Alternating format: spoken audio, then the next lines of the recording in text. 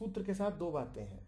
पहला, वो अति शुद्ध होता है, वो अति सूक्ष्म होता है और छोटा होता है, लघु होता है। दूसरा, अपने आप में उसकी कोई उपयोगिता नहीं होती, यूजलेस होता है। पर यदि वो बैठ जाता है आपके भीतर तो आपका मन ऐसा हो जाता है फिर कि वो जीवन को उपयोगी ढंग से जी सकता है। और अगर आप ये जानना चाहते हैं कि कोई सूत्र आप वाकई समझे हैं कि नहीं, तो इसके अलावा और कोई तरीका नहीं है जांचने का। क्या उस सूत्र का प्रयोग, उपयोग मेरे जीवन में उतरा है? सूत्र होगा अति शुद्ध। भाई आप गणित का पेपर देने जाते हैं, आपको सारे फॉर्मूले पता हैं पर उनकी एप्लीकेशन नहीं पता, तो क्या होगा? क्या होगा? व्यर्थ है ना। हमारे साथ यही हो रहा है यहां पे।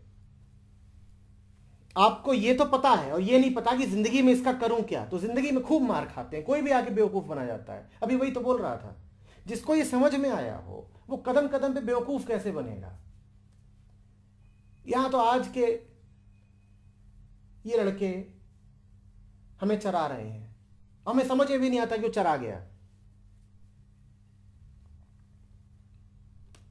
जो सत्य के समीप होता है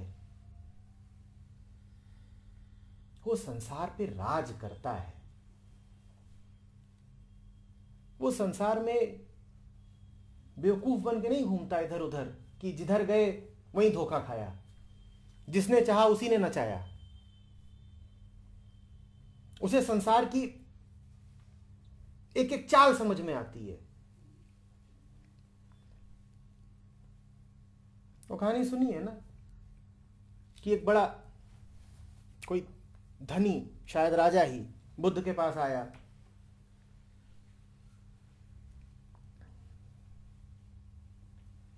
अब राजा है तो उसके अपने तौर तरीके हैं, नखरे हैं। जल्दी कहने लगा कि मैंने तो सब सीख लिया, मैं कोई आम शिष्य, आम भिक्षु थोड़ी हूं, सब जानता हूं। बुद्ध ने कहा ठीक, मेरी एक भिक्षुणी रहती है पास वाले गांव में, तू उसके यहां चला जा। तो ये चला जाता है उसके यहां, उसके घर पहुंचता है, आता है, दोपहर का वक्त है। घुसते ही कहता है अगर कुछ थोड़ा ठंडा पीने को मिल जाता तो बढ़िया रहता। जैसे ही सोचता है कि कुछ मिल जाता, क्यों भिक्षुणी कहती है मैं आपके लिए जरा कुछ फल का रस लेके आती हूँ, शीतल। कहता है बढ़िया है, पी लेता है। फिर थोड़ी देर बातचीत करता है, फिर कहता है कि अब दोपहर हो रही है, कुछ अगर शैया का प्रबंध होता तो आराम कर लेते। सोच रहा है ये, वो सोचता नहीं है कि वो कहती है कि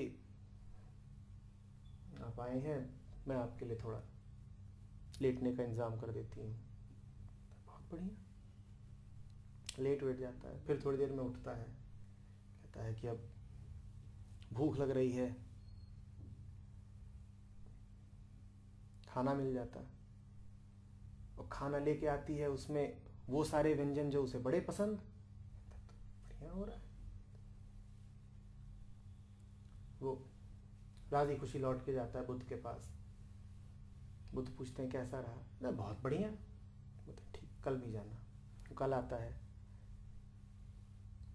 चढ़ते हुए सोच रहा है कि कल वाला ही ये रस देगी या आज कुछ और होगा शीतल पे स्वागत के लिए। वो सोचता है, बोलती है नहीं नहीं, कल वाला नहीं, आज दूसरा लाई हूं आपके लिए। थोड़ा माथा उसका ठनकता है, कहता है मैं तो सोच भर रहा था। खाना लगता है,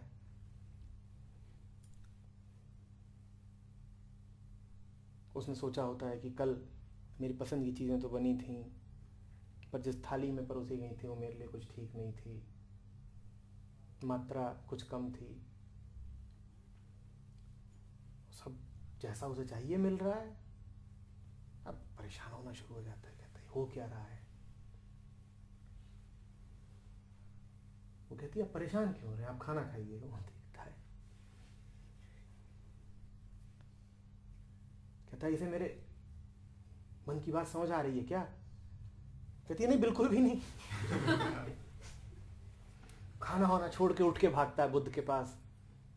बुद्ध कहते हैं आज का दिन कैसा रहा। बोलता है नहीं, आज कुछ ठीक नहीं रहा है। बोलते हैं तो कोई बात नहीं, कल फिर जाना। सुबह का समय है, तीसरे दिन का, वो कांप रहा है।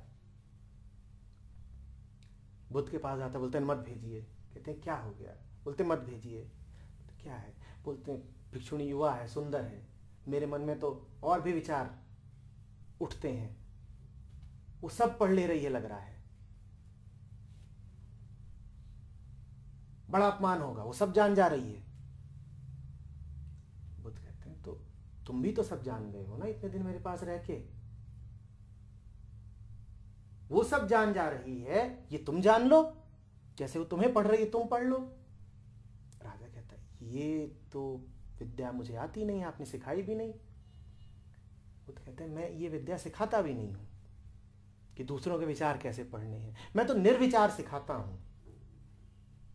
पर जो निर्विचार सीख जाता है वो दुनिया के सारे विचार फिर पढ़ना जान जाता है। जो स्वयं शांत हो जाता है वो बिल्कुल समझ जाता है कि बाहर क्या क्या अशांति चल रही है। जो स्थिर बैठा है वो दुनिया को एक किताब की तरह पढ़ लेता है, दुनिया बिल्कुल खुल जाती है उसके सामने।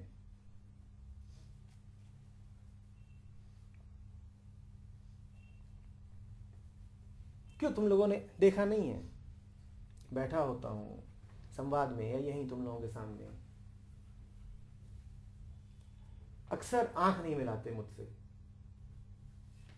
या इधर उधर छुप के बैठते हो कि किसी तरीके से चेहरा सामने ना हो, आंखें ना। मैंने पकड़ के पूछ ही लिया कि क्यों। तो बोला एक दो ने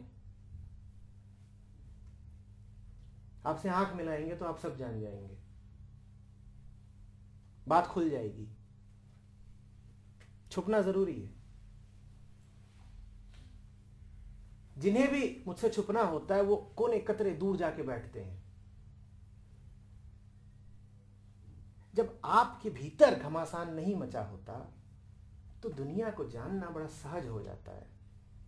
और यदि दुनिया को आप नहीं जान पा रहे हैं तो साफ समझिए कि आपके भीतर बड़ा घमासान मचा हुआ है। आप हिलते हुए आईने की तरह हैं। हिलते हुए आईने में जो दिखाई देता है वही उल्टा पुल्टा होता है, आपको कुछ समझ में नहीं आएगा। आपका मन शांत झील जैसा दर्पण नहीं हुआ है, बहुत लहरें हैं, बहुत ऊंच नीच है।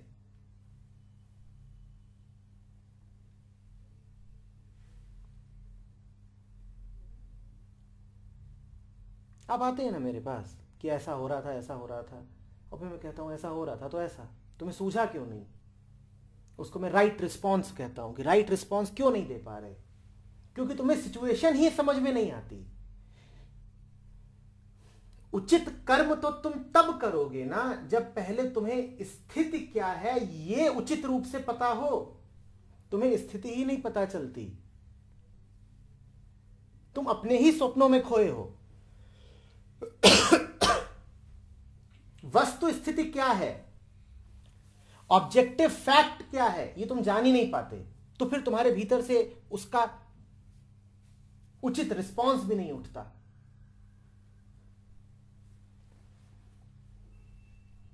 तुम्हें पता ही नहीं चलता कि इस मौके पे मुझे क्या करना चाहिए, क्या कहना चाहिए। तुम कुछ का कुछ कराते हो, जो बोलना चाहिए था वो नहीं बोलते हो, कुछ और बोल के आ जाते हो।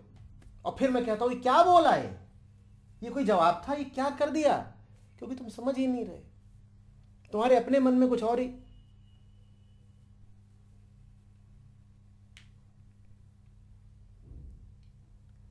समझ रहे हो बात को?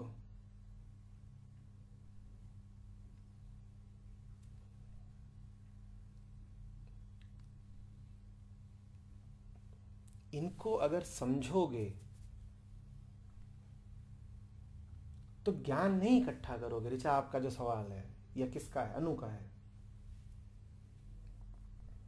ये ज्ञान नहीं होते हैं।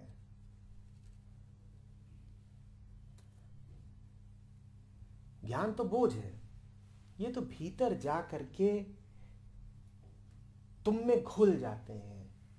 ये भीतर जा करके तुम्हारा अस्थि मांस मज्जा बन जाते हैं। ये तुम्हारे खून में दौड़ने लगते हैं। तुम्हें इन्हें याद नहीं रखना पड़ता। तुम चाहो तो भूल जाओ कि क्या पढ़ा था, फिर ये तुम्हारे खून में, लहू में दौड़ने चाहिए। अब तुम संसार में जो भी करो,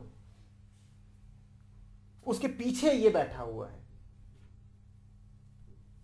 कि जैसे कोई ऐसा हो जिसे गणित के सूत्रों की इतनी जबरदस्त समझ है कि बाहर का कोई सवाल वो गलत कर दे, ये हो ही नहीं सकता, या हो सकता है, और तुम ऐसे हो कि सूत्र दोहराते फिर रहे हो। a + b whole square is equal to a square b square 2ab, और पूछा जा रहा है कि ये फुटबॉल का मैदान है, इसका क्षेत्रफल बता दो, तो नहीं कर पा रहे। हाँ, फॉर्मूला पता है तुमको, मूर्ख ही रह गए ना। जिंदगी में उसकी कोई उपयोगिता ही नहीं है। बातें रट ली हैं, जिंदगी में उसकी कोई उपयोगिता नहीं है। जीवन वैसा का वैसा, बल्कि पहले से और खराब, क्योंकि पहले तो सिर्फ बुद्धू थे, अब बोझ उठाते हुए बुद्धू हो। पहले गधे थे, अब लदे हुए गधे हो।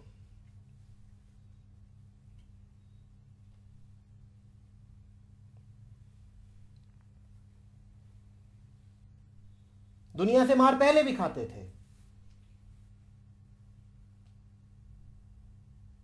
अब सूत्रों के साथ खाते हो।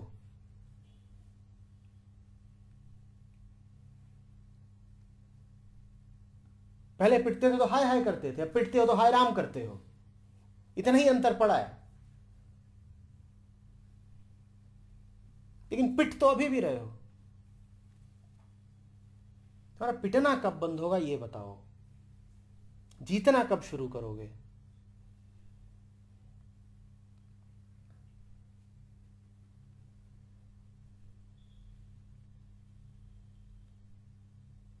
ये पूरी सेना इसीलिए है।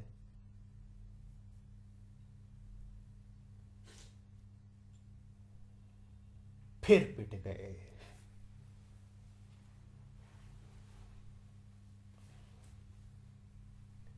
किसी का संदेश आ रहा है स्टूडेंट का, उसे क्या जवाब देना है नहीं समझ में आता। घर परिवार में क्या बात करनी नहीं समझ में आता। बाजार में क्या निर्णय लेने नहीं समझ में आते। तो क्या ये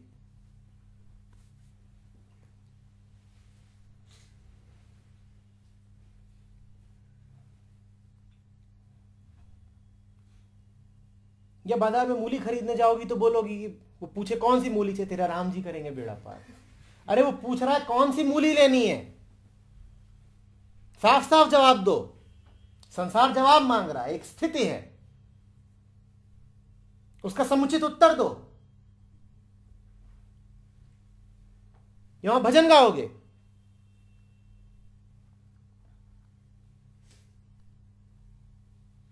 कि मुरली बाज उठी।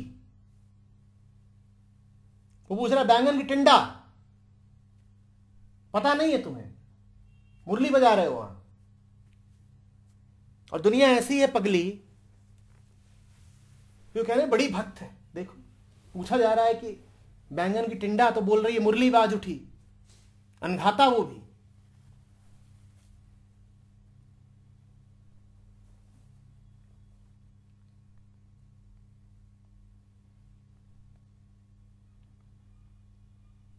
स्मार्ट होना बड़ा अच्छा लगता है ना। स्पिरिचुअलिटी है असली स्मार्टनेस। पता हो कि क्या करना है क्या नहीं।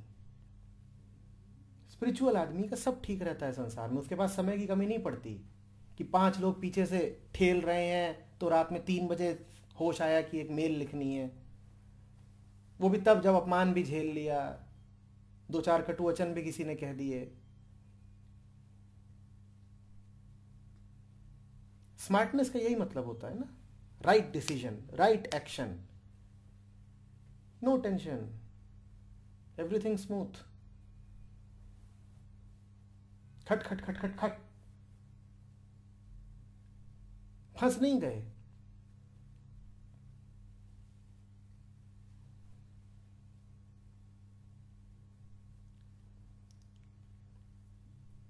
ऐसे ही थे पंडित जी, नाव में जा रहे, वहां बेचारा बैठा हुआ है मल्लाह केवट, 4 साल से वो बोध सत्र में आते थे, रविवार बुधवार।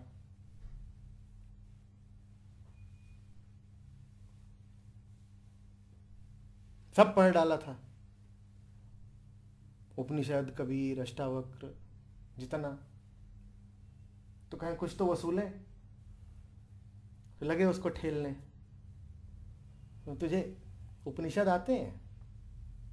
नहीं महाराज, आप बड़े आदमी, आपको हम पे मेल भेजते हो पढ़ पढ़ के, मुझे कहाँ आते हैं।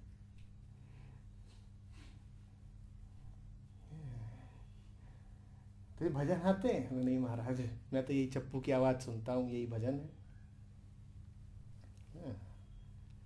पुराण पढ़े हैं? अरे महाराज कैसी बात कर रहे हो, काला अक्षर भैंस बराबर।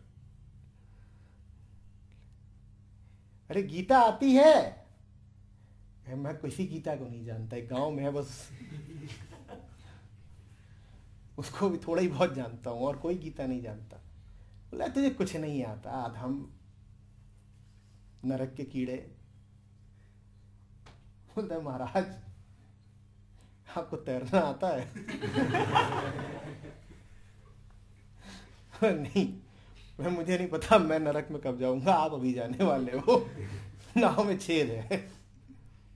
तो ऐसी हालत है।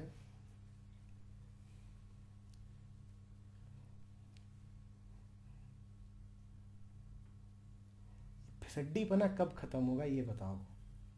जो आता है वही तुम पे हावी हो जाता है। ये हाय हाय करना कब बंद होगा?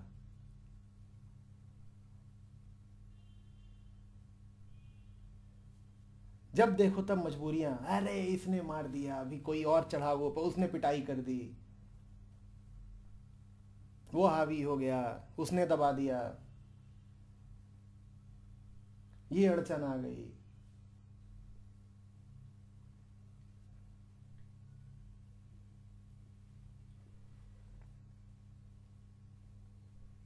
अभी तो हालत ऐसी है जैसे कोई अपनी सेना लेके लड़ने जाए, जितने सैनिक हों वो कूद कूद के उछल उछल के आगे सेनापति के से चिपक जाते हैं, बचाओ रे।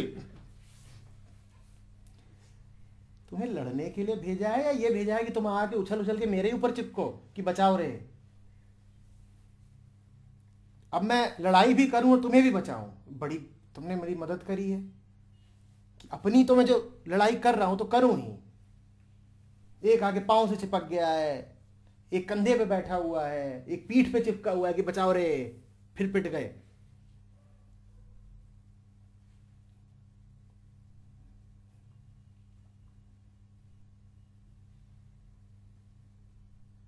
एक सो गया है, उसको पता भी नहीं है कि लड़ाई चल रही है। ऐसे भी सैनिक होते हैं। वो समाधिस्थ होकर के वीर गति को प्राप्त होते हैं, खर्राटे लेते हुए। खर्राटों के बीच शहादत हो गई थी, बिगुल बज गया था, वो खर्राटे ही मारते रह गए।